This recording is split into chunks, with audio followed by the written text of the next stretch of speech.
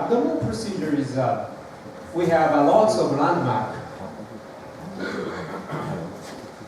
However, we are doing a TTME.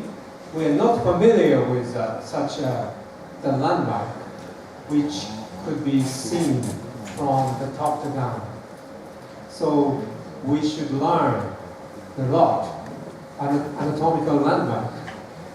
That is the most important thing. So since you've done the TATME, I think you're the only one among the three speakers done the TATME, maybe.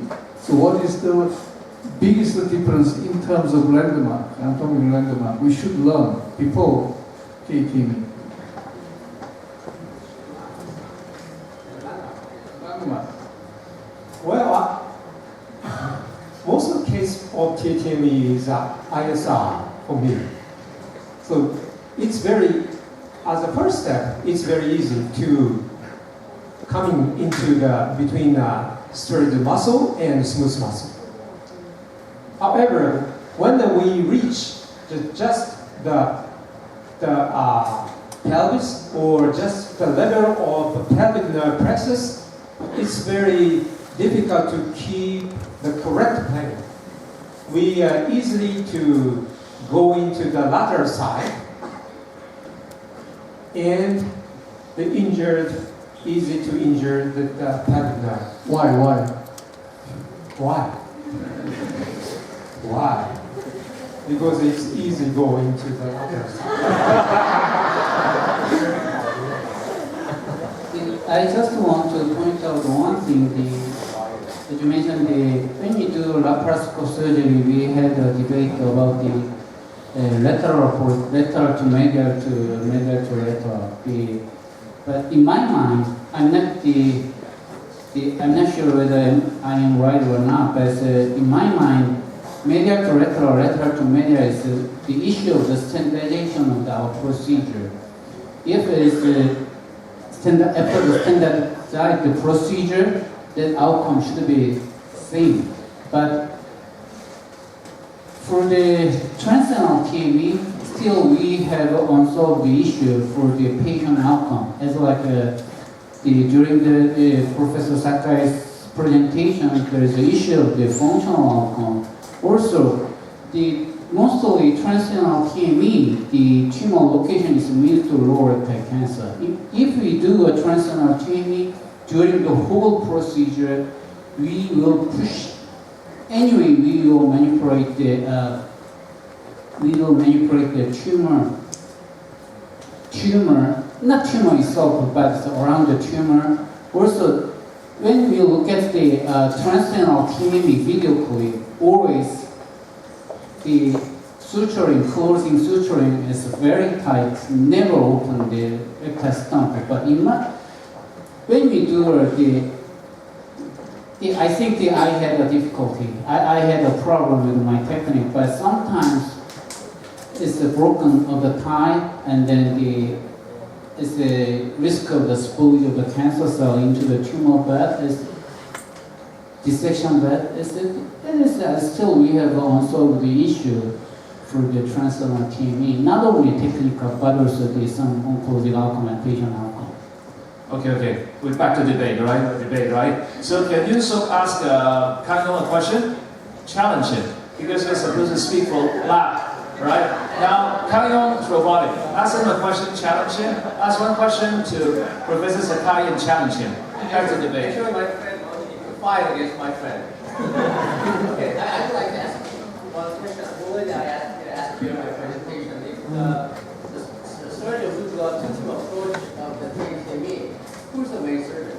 Because I said IVL ligation, the dissection along the epidermis is very important, and the preserving the IVL plexus also is very important thing. Who is the main surgeon? I mean, who is the senior? The surgeon? You. Yes. And you let your junior staff or junior surgeon do IVL ligation? I will do the abdominal procedure and also the TTME. That means you are not two-tier. Two-tier, yes, two-tier. But the start, as a start. You start. Yes, I start the abdominal procedure. And then you do it. Yeah, you can now. Yes, then the instrument too. That is one thing, moving one thing. Actually, I'd like to ask the student, how many students in here are doing a TATV? And what about using a two-team approach or one-team approach? One team. So that means everyone doing a one team. But usually many students, actually many studies report that using a two-team is much more effective and the shorter period of time. Don't look back to us. So beat them. Just beat them. Yes. Okay. But depend on the patient. If the abdominal procedure seems to be very difficult, I will do it. And let my younger junior surgeon do the TTME. But if the TTME seems to be very difficult, or difficult means to identify the landmark or tumor is very large, I switch to the TTME team and the junior surgeon go to the abdominal. Two men. Yeah, might be. Yeah. Okay, we will invite one short question to evoke the debate from the audience. Yes, please.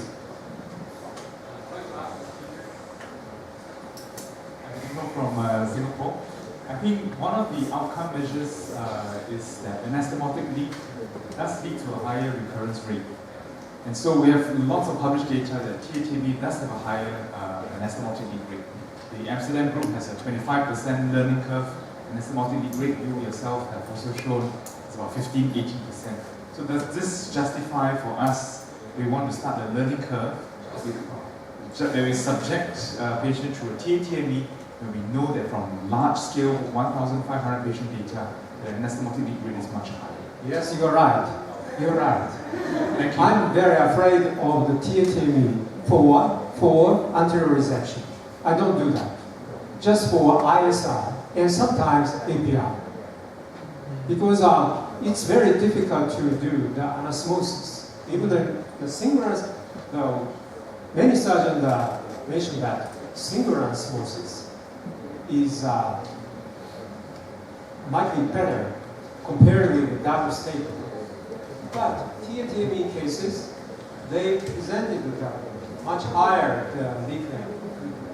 I had very limited, personally, I had a few cases of the TATME anterior resection. Also ISR. So I don't know why they have mentioned that. I know They why. are only on the learning path. No learning curve. Actually, when first the TATME was introduced, many surgeons said the single stapling is much better than the double stapling. But until now, there's no evidence that we just had. I think, personally, I think the reason why the anastomotic leak is higher in TATME is that actually when we do transanal, they dissect it, there are no additional tissue. They have to dissect more. So many surgeons, sometimes they just make the anastomosis just using that. They do not dissect more. But unfortunately, they want to dissect more, they have to do it from the top down, not from the down below. It is hard to make a dissection around the rectum. So I think that is one of the reasons why. In the TATME, we cannot do the accurate. But there is some still the fat tissue and other tissue around the anastomosis side. So if they make a single stapling technique, that is one of the reasons why the leak is sometimes higher compared to the. Professor, I agree. When I look at the transanal TME for the first time, from the beginning I had a concern about that anastomosis technique. The already mentioned the point was about the principle of the anastomosis. There was a violation of the anastomosis. Also, when you think of the current many instruments for the anastomosis, that is for the intra-abdominal procedure like a double stick, all the staple is for the intra-abdominal procedure, not for the transdermal procedure. But some smart surgeons, they just, with a small trick, they are using that instrument for after the transdermal TME for the anastomosis. That might be another problem, another risk factor to increase the anastomosis recovery. It's just in my, I never experienced a transdermal TME, just immediately. Okay, William. That's a question for robotic surgeon and TME surgeon. What is your absolute indication for robotic TME? Absolute for TME. TME. In what case you would use TME? Okay, honestly speaking, Of course, the not last, honest. last June, I got XI. I changed to the robotic surgery. And even with the XI, very, very rare case, I had difficulty with dissection from top to down. Then I switched to the TAT. Very short distance. Might be Professor Chen doesn't agree with my philosophy, but anyway, if I can't do dissection with XI top to down, I switch to the TAT. I know the difference. For the robot surgery, again, I should be honest to make an answer for this question. Before the clinical trial, I explained to all mid to lower tech cancer patients about the robotic surgery.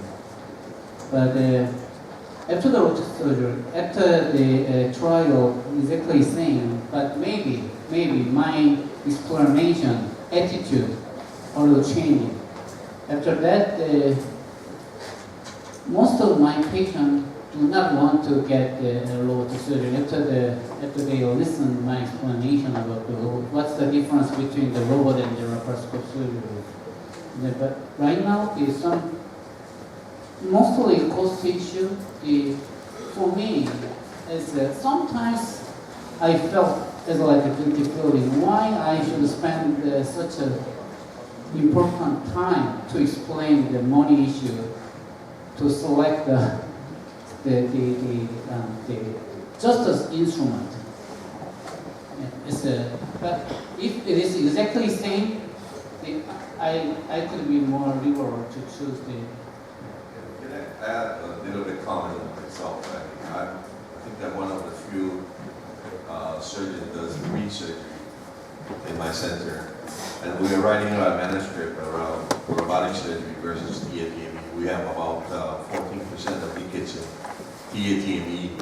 I think it's true that 14% of our, and it's only like 5-6% on robotic side, and which is, although the statistic is not significant because the number of robots is not as much. Therefore, I think for me, robotic indication is none. It's only based on the patient asks for it. Patient asks for a robot and cannot refuse.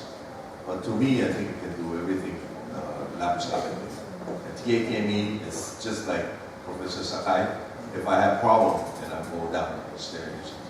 Okay, Francis. I'll answer your question also, because we are doing all three, and laparoscopy is actually first choice. Robotic, if patient can afford, can't afford, I do TATME. So TATME or robot for ultra low based on whether patient can afford. Because TATME is cheap, robotic is expensive. Yeah, it can be done, especially in females. In males with narrow pelvis, fat males, it can be quite difficult in some of them. So those cases, robotic obviously, or TATME, and then those cases based on financial consideration. But in terms of the indications, both TATME and robotic approach is same, obese, narrow, female, radiated. So which one we can choose when you have the patients with a multiple list, narrow, male, irradiated, low. So For me, I'm gonna choose the robot because all the anatomy and the rentgen is more familiar to me. It's the possibility of the mistake could be minimized. There's a really more precise the instrument. I can do better job. Maybe just go back to the patient that I showed. I'd say no. It's there's a British patient. It's a BMI 46.6, right? So it's a low rectal tumor, CCR, wash and weigh, tumor regrowth. Now, what are we going to do for that particular case? Now we go back to the. So for kind of, right? So will you do laparoscopy plan? No, I will recommend her the robotics. Robotics, I think the robotics, yes. For robotics.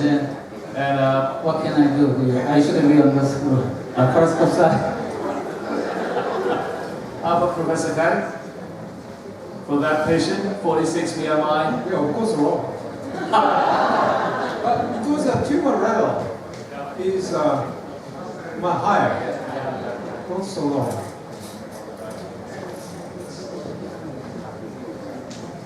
Okay, we have just 2 minutes, but I have just comments on the interpretation of the other literatures on the TTME, robot or something. But the longer margin is not always good. Unnecessary TTME is longer. The remaining pet tissue after surgery, sometimes unnecessary. You just go too much outside. There's no concern about the nerve damages or so. So appropriate surgery, length of margin, and the extent of surgery, the proper selection of the patient is quite important. And so what we are doing is same. Again, it's TME. So we have to choose that selection criteria. But still, there are some slots. Some part is better in this approach.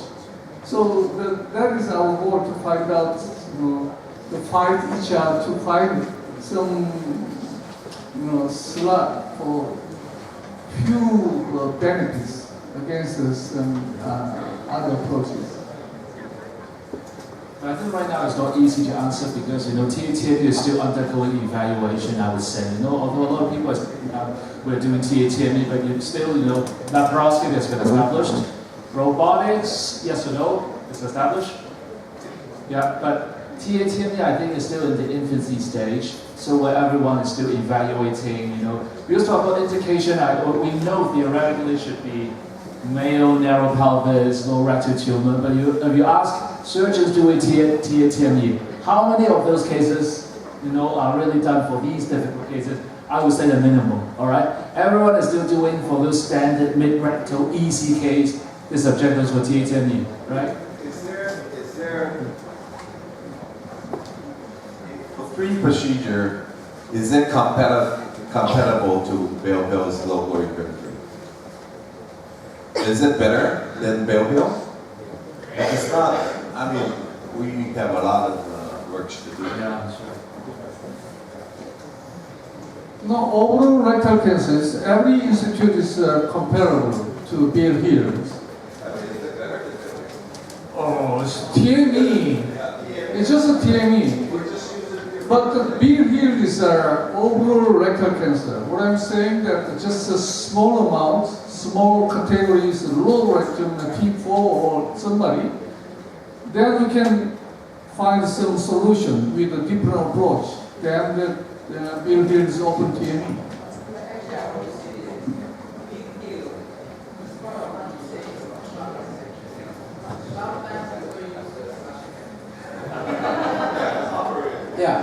Because I've asked him, I said, what was the difficult case? He said, so we all have our